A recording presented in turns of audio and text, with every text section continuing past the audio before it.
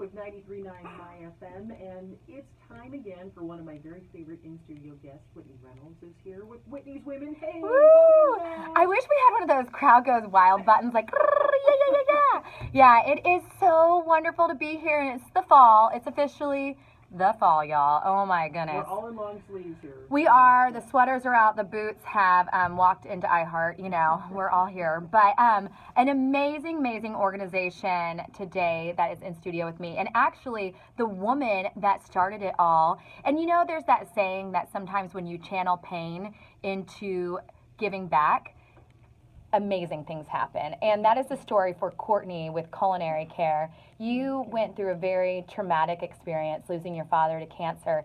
And in the midst of your pain and grief, you channeled it into starting this nonprofit. Tell us about Culinary Care. Yeah, so Culinary Care was inspired, as you said, by losing my father to lung cancer. And I was in high school at the time, and we had family and friends that stepped in and brought us meals every night for months.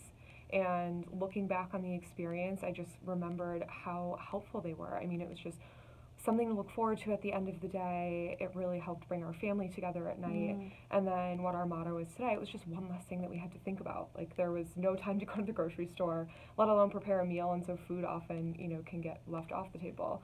And so I was searching for volunteer opportunities after I graduated college, and really wanted to help families that maybe didn't have meals, you know, brought to them every single night. You know, how could I step in and help people that don't have the same community support?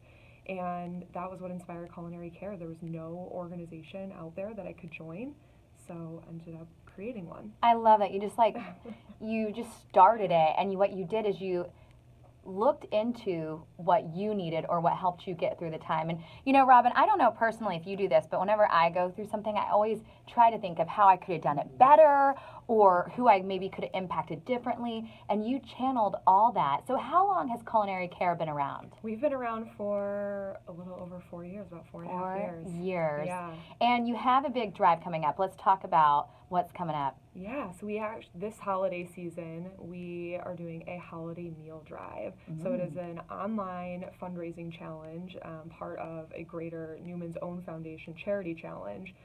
So they are challenging nonprofits across the nation to raise as much money as possible, and they are offering grant prizes of up to $150,000. Wow. So it's an incredible opportunity for our organization. We are at capacity every single month, and so every month my team and I have to, you know, make phone calls saying that we aren't able to bring patients a meal at a time when they really need us most.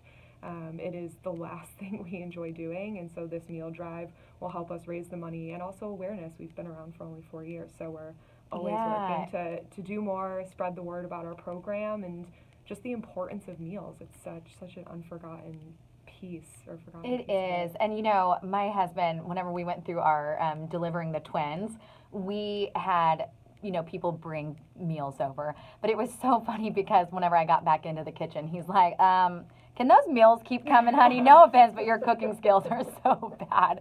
And so I just remember the pain and alleviated to think about what I need to go do, going to the grocery store.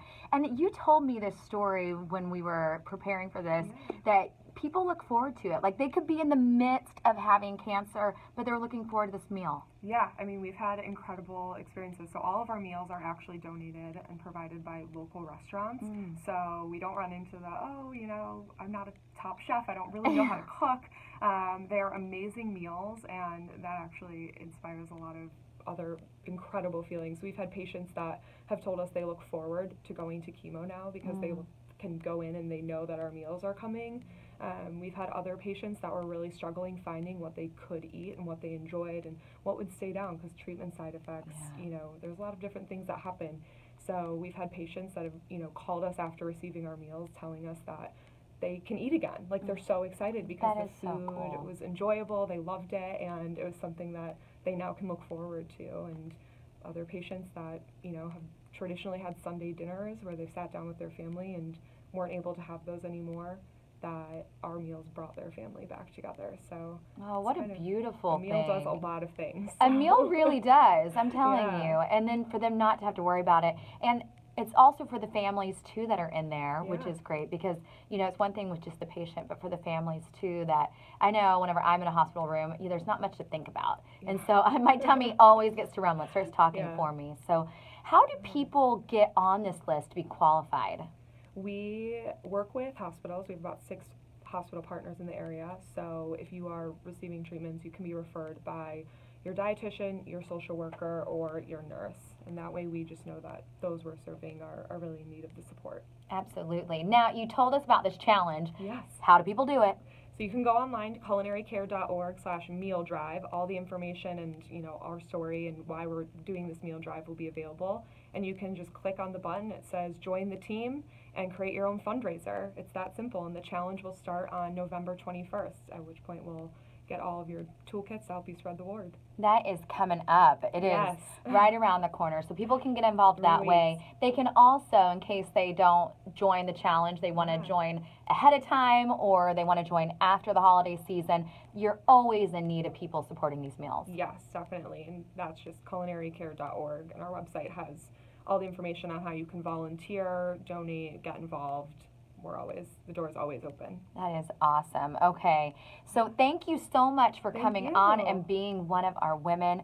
Robin, it's always a joy to be here in the studio. I'm so glad you're here, and I just want to add something to that too. I think one of the things, because it's been coming up in January, will be a year that my grandmother passed away, and one of the things, and I'm sure you remember this too, people would always say, "Let me know if there's anything I can do."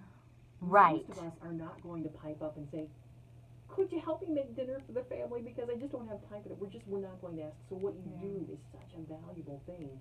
You know, it's one of those times where we're in a situation where you might not know what to do. This is what you can do. Oh, I love.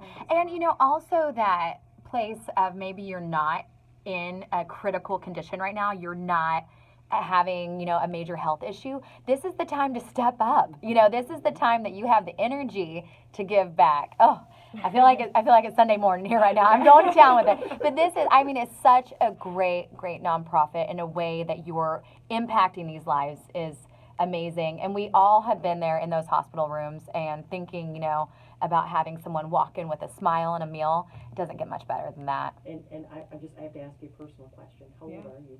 I am 28. You're just a baby. And Yeah. for you, and then to do something that is this huge, I mean, that's amazing. You know your dad's shining down on you. You know he's proud of that. Oh, that's Thank good. you. Don't make me cry. Yeah, I know that's the beauty of radio. They don't see us, Yeah. right? I know. I've shed a few tears in here as well. So I am so thankful that we got to share your story. And I'm also grateful that you followed a place to help people, to give back, because that's what it's all about. It really is. I mean, Thanksgiving's right here. I mean, what more can you be thankful the for, time. right? Yeah. I know. So I'm grateful for you for stepping up, Thank you so listening to a much. calling and impacting lives. So culinarycare.org. Yep. Okay, culinarycare.org. And of course, we're in our season of the Whitney Reynolds Show, so people can always watch inspirational TV every Monday night at 6:30 on Lakeshore PBS or on WhitneyReynolds.com. Love it. We will be watching for you. Thank you, Whitney. Thank you, Robin. Talk to you soon. For more information, check out WhitneyReynolds.com or get social with us. Twitter @Whitney Reynolds or on Facebook, The Whitney Reynolds Show.